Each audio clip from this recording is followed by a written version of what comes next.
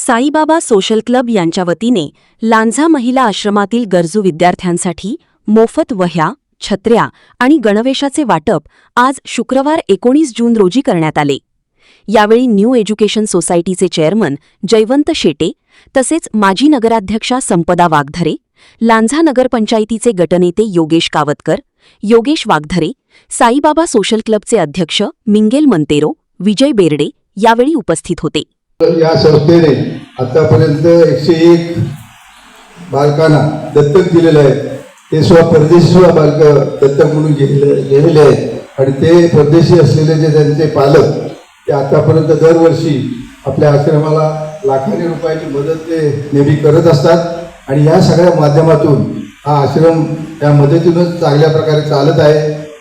त्याचप्रमाणे आज साईबाबा सोशल क्लबने पण अनेक उपक्रम राबवलेले आहेत. याआधीही बुद्धिबळ स्पर्धा, कॅरम स्पर्धा, त्याचप्रमाणे छत्र्या वाटप आणि गेल्या वेळेला महाविद्यालयामध्ये पण कार्यक्रम राबवलेला होता.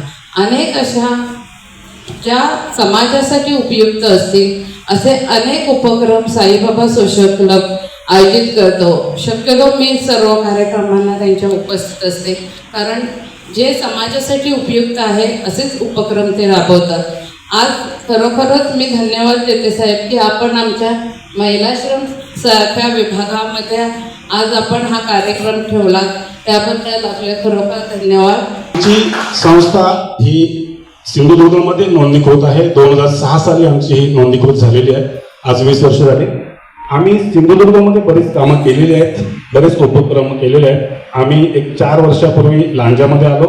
आमचं कार्यक्षेत्र पूर्ण महाराष्ट्र राज्य आहे, आम्ही कुठेही काम करू शकतो. त्याच्यामुळे संतोष बेनकर, दिलीप मुजावर यांच्यामुळे आम्हाला इथे संधी मिळाली की आम्ही लांजामध्ये काम करू. आम्ही यापूर्वी जे काही कार्यक्रम केले ते मला असं वाटतं की खूप छोटे होते.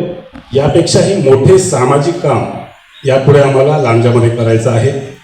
शिक्षक वर्गाला आणि इथे उपस्थित मान्यवरांना मी आवर्जून सांगेन की याच्या पुढे विद्यार्थी, रुग्ण, जे गरीब आहेत, ज्यांना गरज आहे आमची, अशा लोकांना तुम्ही आमच्यापर्यंत पोहोचवा. अशा लोकांना आम्ही खूप मोठी मदत करू शकतो. आश्रमातील गरजू विद्यार्थ्यांना शालेय गणवेश, पावसाळी छत्री आणि वह्यांचे वाटप करण्यात आले. उपस्थित मान्यवरांचे स्वागत संतोष बेनकर यांनी केले. कार्यक्रमातील सूत्रसंचालन संदेश कांबळे यांनी केले. ब्युरो रिपोर्ट मुस्कान मुजावर, लांझा. आपण पाहत आहात कोकण लाईव्ह, प्रत्येक बातमी आपली.